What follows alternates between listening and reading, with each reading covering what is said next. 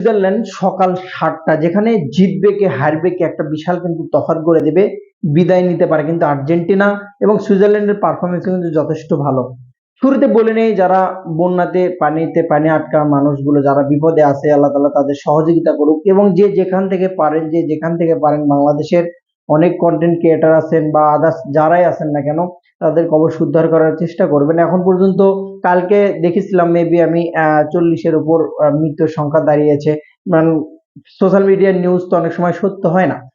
Argentina এবং সুইজারল্যান্ডের কথা যদি আসি, দেখেন এখন পর্যন্ত মেসি যেভাবে জাদু দেখাইছে, মানে প্রতিপক্ষ যারা আছে তারা কেন বলে যে মেসি নির্ভর আর্জেন্টিনা, এখানে একটা বলার কারণ আছে।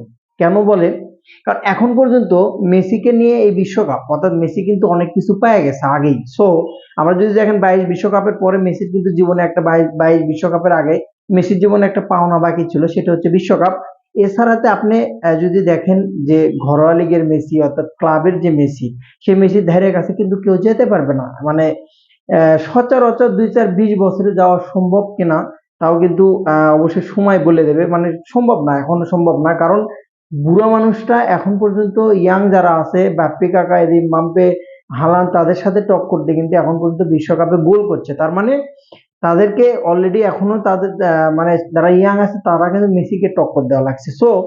তো মেসির জীবনে কিন্তু ক্যারিয়ারে পাওয়ার কিন্তু কোনো কিছু নেই। সো সেখান থেকে যদি দেখেন, আপনি মেসি নির্ভর কেন বলেন আর্জেন্টিনা টিমটি এখন পর্যন্ত? আপনি যদি দেখেন আলভারেজ থেকে শুরু করে, মার্টিনেজ থেকে শুরু করে, রমেরো থেকে শুরু করে এবং অ্যানজো থেকে শুরু করে, যাদেরকে আশা করেছিল আর্জেন্টিনা যে তারা এবারে বিশ্বকাপে যথেষ্ট ভালো পারফরমেন্স করবে, এবারে বিশ্বকাপে তাদের কাছ থেকে কিছু বেনিফিট পাবে, আর্জেন্টিনা ভালো কিছু পাবে। বাট এখানে একটা মেসি কেন্দ্রিক খেলা, যেহেতু মেসি না থাকলে, মেসি মাঠে থাকলে কিন্তু গোল করছে এবং তাকে দিয়ে গোল করানোর যে ইচ্ছাটা, এবং আর্জেন্টিনা প্লেয়াররা বারবার যে জিনিসটা বলতেছে, আমরা মেসিকে যথেষ্ট ভালোবাসি, এখনো চেষ্টা করছি, আমরা এখন এই মুহূর্তেও চেষ্টা করছি মেসিকে দিয়ে গোল করানোর জন্য। এবং এখনো যদি আপনি ড্রিবলিং দেখেন তার, এবং ওই 2-4 জনকে কাটে নিয়ে যে গোল করা যদি দেখেন, আপনি ডিফেন্সেও মাঝমাঠেও খেলতে দেখা যাচ্ছে তাকে মাঝে মাঝে। মানে বুড়ো মানুষটার কাজ থাকবে যে শুধু দাঁড়িয়ে থাকা, জাস্ট টুক করে গোল দেওয়া, সে কাজটার দায়িত্ব থেকে নিজের যে শতকরা দায়িত্ব, সেই দায়িত্ব পালন করার পরেও কিন্তু অতিরিক্ত দায়িত্ব পালন করতে আর্জেন্টিনা টিমে, যার জন্য কিন্তু আর্জেন্টিনার এত বেনিফিট এবং মানুষ বলছে যে এটা হচ্ছে মেসি নির্ভর টিম। সুইজারল্যান্ড আর্জেন্টিনার কথা যদি আমি বলি, এক কথায় প্রকাশ করলে খালি চোখে যদি আপনি দেখেন, সুইজারল্যান্ডের চেয়ে আর্জেন্টিনা অনেকটাই এগিয়ে, বাট সুইজারল্যান্ড কিছু জায়গায় এগিয়ে আছে, সেই জিনিসটা নিয়ে আলোচনা করার চেষ্টা করব। প্রথমে যদি বলি যে আর্জেন্টিনার যে জিনিসটা, যদি আপনি 22 বিশ্বকাপ দেখেন, সেখানে কিন্তু অনেক ফাস্ট ছিল, আর্জেন্টিনা খেলছে কিন্তু ফাস্ট। এই বিশ্বকাপটা যদি দেখেন আপনি, প্রচন্ড পাসিং ফুটবল খেলতেছে।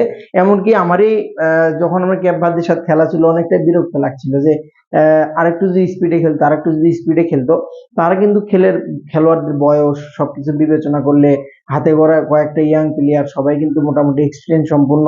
সেদিক থেকে কিন্তু অন্য স্পেন, ফ্রান্স যেরকম গতিতে খেলছে, সেখানে আর্জেন্টিনা অতটা গতি নিয়ে কিন্তু খেলছে না। তারপরে কিন্তু তাদের পারফরমেন্স দুর্দান্ত। কেন?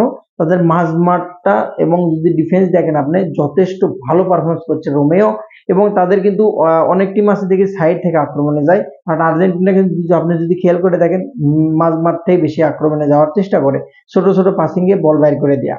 তো আর্জেন্টিনার কিছু কিছু শক্তির জায়গা, পাসিং এ মেন শক্তির জায়গা। তবে মার্টিনেজের যে পারফরমেন্স, অর্থাৎ লিবুর যে পারফরমেন্স, এমিলিও মার্টিনেজ গোলকিপার খুবই হতাশা করেছে এবার বিশ্বকাপে। এখন পর্যন্ত যদিও ভালো সেভ কয়েকটা দিয়েছে, বাট আরো ভালো পারফরমেন্স আশা করেছিলাম। কারণ 22 বিশ্বকাপে সে নতুন আসছিল, ফার্স্ট টাইম আসছিল, তারপরে যে পারফরমেন্স বার করছে দুর্দান্ত লেভেলের, সেই হিসেবে এক্সপিরিয়েন্সে কিন্তু এই বিশ্বকাপটাতে আরো ভালো পারফরমেন্স করার কথা ছিল মার্টিনেজের। সে আশাস্বরূপ সেরকমটা পাইনি আমরা। তারপরেও আশা করছি অবশ্যই কালকে ভালো পারফরমেন্স করবে মেসি, এবং আশা করছি যে ফিফাকেও কেনার চেষ্টা করবে, যেহেতু ট্রল বের হয়েছে। সুইজারল্যান্ডের কথা যদি বলি, আপনি মাঝমাঠে এবং মাঝমাঠ আক্রমণের ভাগও যদি সামাল দেওয়ার কথা যদি বলেন, মাঝমাঠে সামাল দেওয়ার কথা যদি বলেন, জাকা এবং জাকারিয়া দুজন কিন্তু দুর্দান্ত লেভেলে ফর্মে আছে এবং দুজনে কিন্তু মাঝমাঠ দখল করে রাখে।